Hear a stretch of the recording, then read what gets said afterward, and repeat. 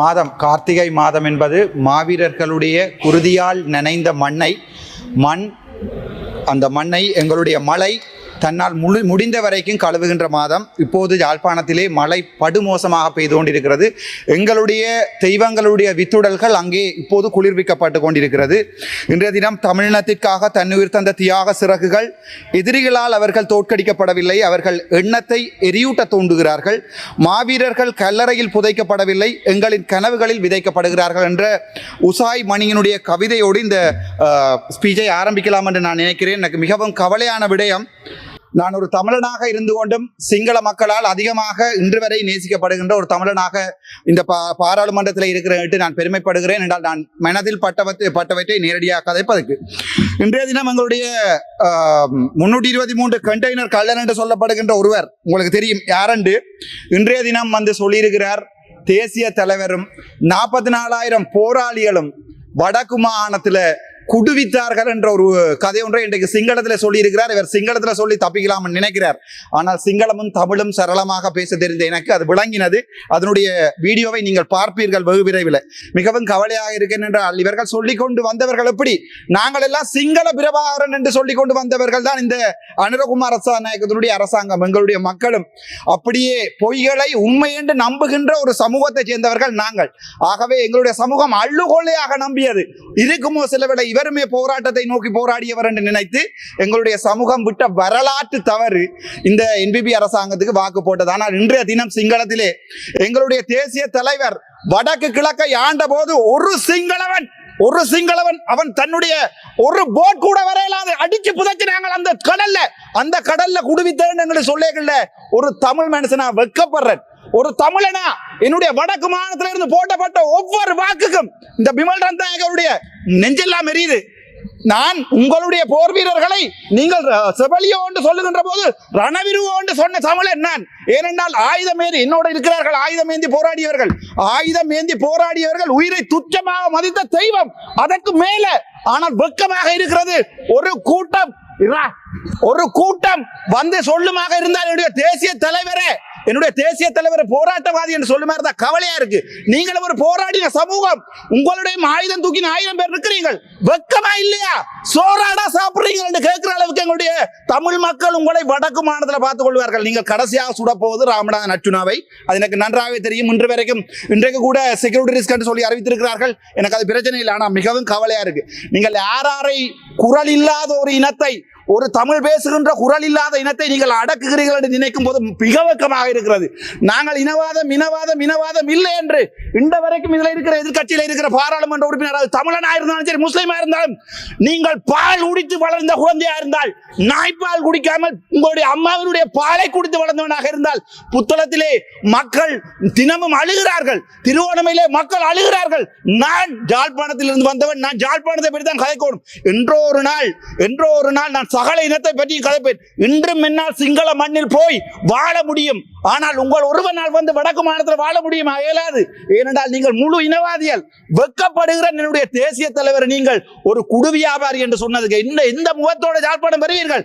இதுல இருக்கிற ஓடினம் தீவிரமைத்தி கடல் அமைச்சர் எழும்பி ஓடுறார், பிமல் ரத்நாயக் எழும்பி ஓடுறார். வெட்கமா இல்லையா? நீங்க எல்லாம் ஒரு ஆயுதம் ஏந்தி போராடிய இது வந்து யாருக்கு அவமானம் என்றா, ரோகண விஜய் வீர என்ற ஒரு பெரும் தலைவருக்குரிய அவமானம் இது. அவர் கொண்டே இந்த கனத்த மயானத்தில் எரிக்கப்படும் போது உங்களை மாதிரி எல்லாம் வந்து காருக்கும் பஸ்ஸுக்கும் ஓடித்திருவாங்க நினைச்சிருந்தா அந்த மனுஷன் போய் எங்கேயாவது வெளிநாட்டில் வாழ்ந்திருக்கும். உங்களை மாதிரியான மனுஷர்கள் வந்து இந்த பாராளுமன்றத்தில் ரோகண விஜய் வீரனுடைய பேரை கெடுப்பீர்கள் தெரிஞ்சிருந்தா அந்த மனுஷன் பிள்ளைவுட்டியோட போய் வேற எங்கேயாவது வாழ்ந்திருக்கு. அப்படிப்பட்ட கேவலமான வெட்கமா இல்லையா உங்களுக்கு? ஒரு கணம் ஜோதிச்சு பாருங்க. ஒரு இனத்தை காத்த தமிழன், ஒரு இனத்தை காக்க போராடிய தேசிய தலைவர் வேலுப்பிள்ளை பிரபாகரன் இந்த வரைக்கும் ஒரே ஒரு தமிழன் நான் என்று சொல்லிக் கொண்டிருக்கிறேன். எனக்கு என்னுடைய தலைவன் கடவுள். நீங்கள் என்ன சுட்டாலும் கொன்றாலும் புதைத்தாலும் என் சாம்பல் எழும்பி சொல்லும் என்னுடைய தேசிய தலைவர். வெட்கமா இல்லையாடா உங்களுக்கு? எங்களுடைய வாக்குகள் பாராளுமன்றம் வந்து நீங்கள் வடக்கு என்னுடைய தலைவரை குடுவித்தவன் என்று சொல்ல உங்களுக்கு மனம் பெறுது. கொஞ்சம் ஜோதிச்சு பாருங்க. அந்த புத்தளத்திலே கொண்டே குப்பையை போடுறீங்க. NHS கொழும்புல இருக்கிற NHS கொப்பையை கொண்டு அந்த புத்தள மக்களுக்கு போடுறீங்க. புத்தகத்துல இருந்து வந்திருக்கிற எம்பி இந்த யாராவது ஒரு தமிழன் ஒரு முஸ்லீம் தமிழ் பேசுகின்ற யாராவது சொல்லேலுமா புத்தளத்துல குப்பையை போட வேண்டாம் உங்களுடைய அரசாங்கத்துக்கு? நான் தமிழனாக இருக்க ஆசைப்படுறேன்.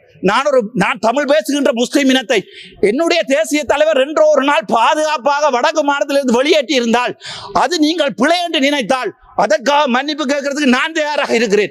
உங்களுக்கு விருப்பமாக இருந்தால் என்னை கொள்ளுங்கள். நான் அதை சிங்களத்திலே சொல்கிறேன், அவசரப்பட வேண்டாம். அதை விட திருவோணமலையில இருந்து வந்த பாராளுமன்ற உறுப்பினர்கள் யாரா இருக்கிறீங்களா? காணையில் ஒருத்தரை யாரா இருக்கிறீங்களா? கேப்பம் எங்க உங்களுடைய அருள் ஏமச்சந்திர அடே எங்களுடைய இனம் பாவம். நாங்கள் என்ன பாவம் செய்த நாங்கள் உங்களுக்கு? நாங்கள் ஆயுதம் எடுத்து போராடியது நீங்கள் எங்களை அடி கேட்க. நாங்கள் ஆயுதம் எடுத்து போராடியது, நாங்கள் ஆயுதம் எடுத்து எங்களுடைய தமிழீழம் என்ற நாட்டை 30 வருடமாக கட்டியது நீங்கள் எங்களை கேம்பஸுக்கு போடா பண்ணிக்கல. டிஸ்ட்ரிக்ட் கோட்டா என்ற ஒன்றை நீங்கள் இல்லாம பண்ணி, நீங்கள் மெரிட் என்ற ஒன்றை இல்லாம கொண்டு டிஸ்ட்ரிக்ட் கோட்டா கொண்டு வந்த போது 1970 இருந்து எனக்கு வரலாறு தெரியாது. வரலாறு தெரிந்தவர்களுடைய பிள்ளைகள் பக்கத்தில் இருக்கிறார்கள். இன்று வெக்கமே இல்லாமல் கஜேந்திரகுமார் பொன்னம்பலத்தினுடைய பேரை உச்சரித்து எங்களுடைய பிமல் ரத்னாக சொல்றார் வடக்கு மாநிலத்தில் இருக்கிறவன் முழுக்க இனவாதி என்று. நாங்கள் இனவாதி இல்ல. நீங்க கட்டினது கோயில் என்னுடைய. நான் ஒரு நாள் எங்களுடைய கஜேந்திரகுமார் பொன்னம்பலத்தோட கூட சண்டை பிடிச்சேன். நான் இந்த வரைக்கும் சண்டை பிடிக்கிறேன்.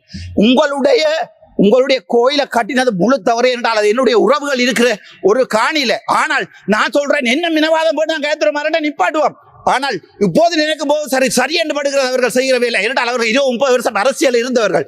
அவர்களுக்கு நன்றாக தெரியும் இந்த பேரினவாத அரசாங்கம் என்ன செஞ்சாலும் மாறாதண்டு.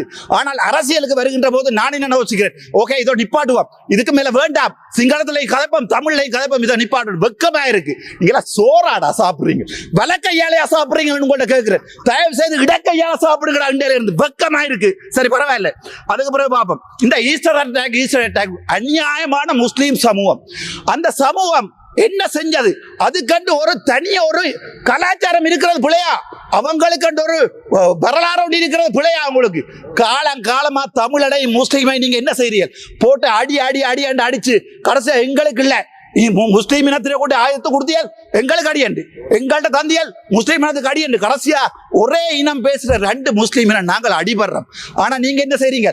சத்தமே இல்லாம கிண்ணியாவை எடுக்கிறீங்க. அதுக்கு பிறகு பார்த்தா திருவோணமலையில கொண்டு போய் புத்தர்வியால வைக்கிறீங்க. சும்மா ஒரு பேச்சுக்கு கேட்கிறேன், இல்ல தெரியாம கேட்கிறேன். இந்த நடுவில் ஒரு பிள்ளையார்சியில வச்சா சும்மா இருப்பீங்களா? இல்ல கேட்கிறேன். அடே நீங்க என்ன அடிச்சு கொள்ளுவீங்களா? ஏன்னா உங்களோட மனசுல இருக்கிறது வரி, நீங்க சிங்களவன் என்ற வரி. நான் நாளை கொண்டு பாராளுமன்றத்துக்கு முன்னால ஒரு புத்தர்சிலை எடுத்து போட்டு நான் ஒரு பிள்ளையார்சிலை வைக்கிறேன். உங்களால் முடியுமா வைக்க விட? ஏனென்றால் திரும்ப அடிக்கிறீர்கள், நாங்களும் பார்க்கிறோம். ஆனால் நாங்கள் ஒன்று மட்டும் சொல்றேன், கடைசி தமிழன் பால் குடிச்சா கடைசி தமிழன் இருக்கும் வரைக்கும் வடக்கு மாநிலத்தில் ஒரு ஓட்டு உங்களுக்கு விழாது. பக்கத்து வீட்டுக்கு பிறந்தவனால மட்டும்தான் உங்களுக்கு ஓட் போடு. வெக்கமா இருக்கு. உங்களை எல்லாம் எங்க ரஜீவன் நம்பி, எங்க இளங்குமரன் நம்பி, எங்க ஒவ்வொரு தமிழ், எங்க ஃபைசால், எங்க ஒரு வசனம் கதை கேளுமா? உங்களால் ஒரு வசனம் கதை கேளுமா? நான் தமிழ் பால் குடிச்சு வந்தவன். ஆனால் முஸ்லீம் எனக்கு என்னுடைய ரத்தம். நீங்க என்ன சொன்னாலும் நான் ஒவ்வொரு முஸ்லீமுக்கானியும் அடிபடுவேன். என்றால் என்னுடைய தேசிய தலைவர் ரெண்டாவது ஒரு நாள் நினைத்து விட்ட பிள்ளையோ நினைக்காமல் விட்ட பிள்ளையோ அந்த பிள்ளையை திருத்துறதுக்கு எனக்கு கட்சி இருக்கு. இவ்வளோத்தையும் சிங்களத்திலே நான் சொல்ல ஆசைப்படுறேன். ஹரி ஜங்காபி சிங்களி போட்ட கதாகரன் வினாடி பார்த்தேனோ போட்ட கதாகரன்